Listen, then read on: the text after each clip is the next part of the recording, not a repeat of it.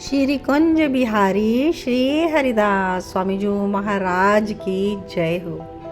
आज के वीडियो में हम श्री स्वामी हरिदास जी महाराज जी के जीवन चरित्र, उनके प्रकट्य की कथा श्रवण करेंगे। श्री स्वामी हरिदास जी महाराज ने इस धरा धाम पर नित्य विहार के रस को वितरण करने के लिए अवतरण लिया। आइए इनके अवतार की कथा हम प्रेम पूर्वक श्रवण करते हैं। श्री स्वामी हरिदास जी महाराज के बारे में कुछ अधिक कह पाना तो संभव नहीं, लेकिन जैसा आचार्यों के द्वारा वर्णित है ऐसे ही हम कथा को श्रवण करते हैं। तो सर्वप्रथम जान लेते हैं कि स्वामी जी महाराज ललिता सखी के अवतार हुए हैं।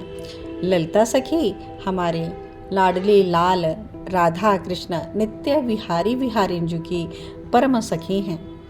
तो एक समय नव यौवन जोर विभोर हमारे नित्य नव किशोर युगलवर हास परिहास युक्त रस उन्मत्त विहार कर रहे थे। श्री ललिता जी और बहुत सी सखियां उनकी बड़ी भांति से सेवा कर रही थी। तभी वह उन दोनों युगलवर को देखकर बोली, जय जय बलि जाऊं, मैं तो जान गई आज निज जनों और त्रिताप दग्ध जीवों के प्रति आपके हृदय में करुणा की लहर उमड़ रही है। तब श्री युगल ने संकेत किया, इच्छा व्यक्त की कि श्री ललिता सखी परम धाम में प्रकट होने का संकल्प लीजिए।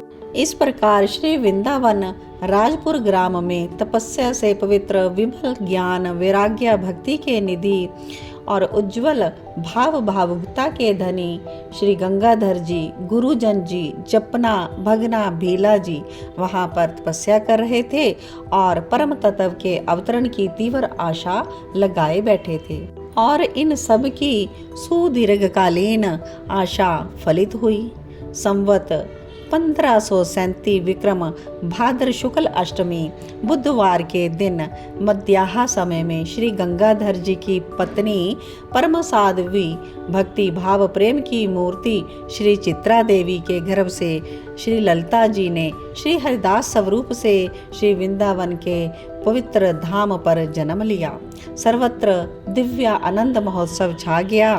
श्री वृंदावन और भक्तजन प्रेम भाव में आनंदित हो गए। शुक्ल पक्ष की चंद्रकला के समान दिन प्रतिदिन अपने बाल स्वरूप की अभिवृद्धि होने लगी। श्री युगल के दिव्य चिन्ह में प्रेम रस आह्लाद की मूर्ति श्री ललिता जी ही श्री हरिदास स्वरूप से प्रकट होने से आप अपने दिव्य प्रेम आनंद से सभी को आनंदित करने लगे। इस प्रकार प्रेम का आनंद वितरण करते हुए जब आप 13 वर्ष के हुए तो संवत 1550 में आपने अपना आचार्य स्वरूप प्रकट किया और मानसरोवर में अपने निज जनों को मंत्र उपदेश देकर नित्य विहार रस दर्शाया। और इसके पश्चात आप प्राय श्री निधिवन में ही रहकर श्री गुरु सेवा परम अनन्य धर्म का सेवन और प्रकाश करते हुए नित्य केली रस में उन्मत्त निमग्न रहने लगे। और जब आप 25 वर्ष के हुए तब संवत 1562 विक्रम में श्री गुरु श्री स्वामी आशु धीर देव जी महाराज ने आपको विरक्त वेश देकर अपनी परम उज्जवल रसमय आचार्य गादी पर अभिषेक कर दिया। आप अपने श्री प्रिया लाल की नित्य केली रस में निमग्न रस उन्मत्त रहते हुए निज जनों रसिक जनों को प्रेम रस से परम आनंदित करने लगे। तो यह स्पष्ट है कि युगलवर की प्रिय सखी श्री ललिता जी ने श्री हरिदास स्वरूप से आचार्य वपु धारण कर गोप रहस्य प्रकट किया, अर्थात नित्य विहार रस को अति गुप्त जानकर श्री स्वामी जी महाराज ने अपने जनों के लिए प्रकट किया। इस धराधाम पर नित्य विहार का रस अपने जनों को वितरण किया। श्री स्वामी जी महाराज के बिना इस अति गुप्त रहस्य को कोई भी प्रकट करने में समर्थ नहीं हो सका है। इसीलिए इस नित्य विहार रस के जितने भी प्रेमी साधक और सिद्ध हैं सभी श्री ललिता जी का ही सेवन करते हैं, इन्हीं से वंदना करते हैं, इन्हीं से इस रस को जांचते हैं और इन्हीं से प्राप्त करते हैं, क्योंकि जिसके पास भंडार की चाबी होती है, भंडार के भीतर की वस्तु उसी से मिलती है।